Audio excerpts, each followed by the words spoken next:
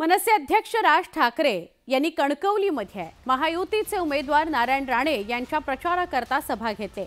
यावेळी बोलताना त्यांनी मोदी सरकारच्या कामाचा उल्लेख केला, त्यांचं कौतुक केलं। पंतप्रधान नरेंद्र मोदींमुळेच अयोध्येत राम मंदिर झालं असं राज ठाकरेंनी म्हटलंय। तर दुसरीकडे विरोधकांचाही चांगलाच समाचार घेतला।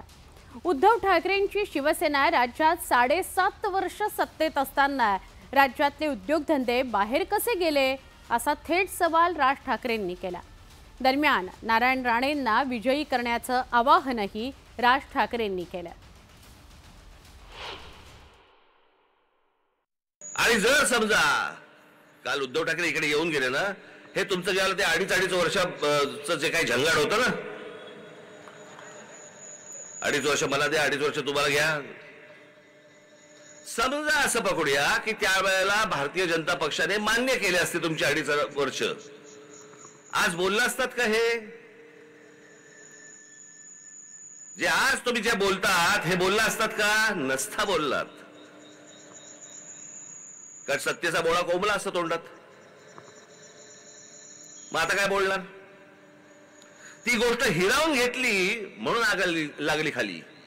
आणि मला असं वाटतं या बाबतीत आपण मोकळं असणं गरजेचं आहे की बाबा ही गोष्ट मला तुमची पटलेली नाहीये, या गोष्टी तुमच्या मला पटल्या।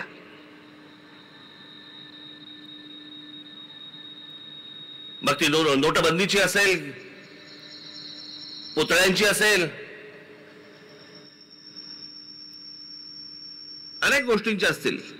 ज्या गोष्टी नाही पटल्या, पण ज्या गोष्टी पटल्या त्याचं जाहीर कौतुक देखील करणारा माणूस मी आहे।